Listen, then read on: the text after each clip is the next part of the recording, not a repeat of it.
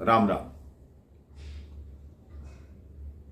कई बार हम अपने शरीर पर, अपनी काया पर इतना घमंड कर लेते हैं, उस घमंड में ये भी भूल जाते हैं कि ये काया, ये शरीर एक दिन मिट्टी में मिल जाना है।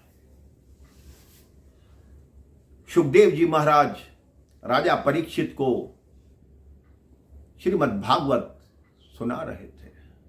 भागवत पुराण का 7 दिनों का पाठ रखा गया था, क्योंकि 7वें दिन उनको तक्षक नाग ने डसना था।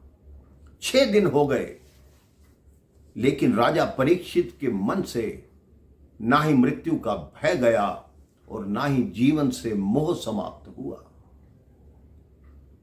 तब सुखदेव जी महाराज ने उनको एक छोटी सी कथा सुनाई कि एक राजा था, वो अपने मंत्रियों के साथ जंगल में शिकार पे गया। वहां वो राजा मार्ग भटक गया, जंगल में उसको मार्ग नहीं सूझ रहा था। शाम हो चुकी थी, जंगली जानवरों की आवाजें आने लगी थी। राजा इधर उधर भटकता रहा। उसको सामने एक झोपड़ी दिखाई दी, जिसमें एक दिया टिमटिमा रहा था। जब पास जाकर देखा तो वो झोपड़ी एक बहेलिये की थी, जो चल फिर नहीं सकता था। राजा ने झोपड़ी के द्वार पर खड़े होकर कहा, क्या मुझे आपकी झोपड़ी में स्थान मिल सकता है? वहां इतनी भारी दुर्गंध थी, क्योंकि बहेलिया चल फिर नहीं सकता था, तो झोपड़ी के एक किनारे में ही उसने मल मूत्र को त्याग करने का स्थान बना रखा था। झोपड़ी की छत पर ही मांस के लोथड़े लटके हुए थे। जानवरों को मारकर वो वहीं लटका देता और उन्हीं का भक्षण करता था। बहेलिये ने कहा, मेरी झोपड़ी में जो भी आता है, उसके बाद वो वापस जाने में बहुत हट करता है, बड़ा झंझट हो जाता है, लड़ाई हो जाती है। राजा ने कहा, नहीं, मैं केवल एक रात्रि आपके यहां रुकना चाहता हूं। प्रातः ही आप मुझे जंगल से निकलने का मार्ग बता देना, मैं चला जाऊंगा। बहेलिये ने कहा, नहीं, पहले आप वचन दो कि आप सुबह कोई झंझट नहीं करोगे। राजा ने वचन दिया कि मैं कोई झंझट नहीं करूंगा। राजा उस झोपड़ी के अंदर आया तो भारी दुर्गंध थी, लेकिन राजा की मजबूरी थी, उसको रात्रि बितानी थी। कुछ ही देर में राजा को निद्रा आई और वहां की दुर्गंध राजा के मस्तिष्क में बस गई।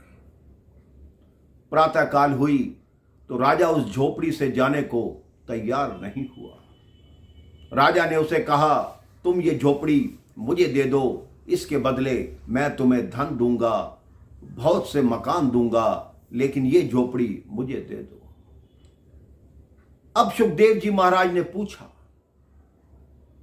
कि बोलो राजा परीक्षित, उस बहेलिये को झोपड़ी देनी चाहिए या नहीं देनी चाहिए?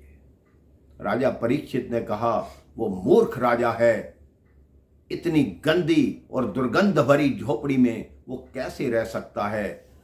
तो सुखदेव जी महाराज ने कहा, आप बताएं कि वो मूर्ख राजा कौन है?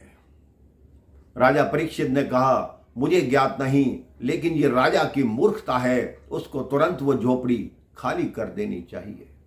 तब सुखदेव जी ने कहा, वो मूर्ख राजा आप हैं। आप ये समझिए कि आप वो राजा हैं जो इस संसार रूपी जंगल में आए हैं, और वो जो झोपड़ी है वो आपका शरीर है, जिसमें मल मूत्र है और मांस है। आपकी आत्मा पवित्र है, तो आप उस शरीर को छोड़ने को तैयार क्यों नहीं हैं? क्यों उसी में उलझे हुए हैं? राजा परीक्षित को यह बात समझ आ गई। उनका जीवन से मोह समाप्त हो गया, उनके मन से मृत्यु का भय खत्म हो गया, और उसी क्षण से उन्होंने अपने मृत्यु की खुशी खुशी प्रतीक्षा करनी आरंभ कर दी। आप भी अपने जीवन में सोचिए कि हमारी जो आत्मा है वही परमात्मा का स्थान है, वही परमात्मा विराजमान रहते हैं। आप अपने मन से, आत्मा से इतना प्रेम कीजिए कि बहुत अधिक, लेकिन अपने शरीर से प्रेम छोड़ दीजिए और परमात्मा की भक्ति में लीन रहिए, वही आपका बेड़ा भव सागर से पार करेंगे। राम राम, जय श्री राम।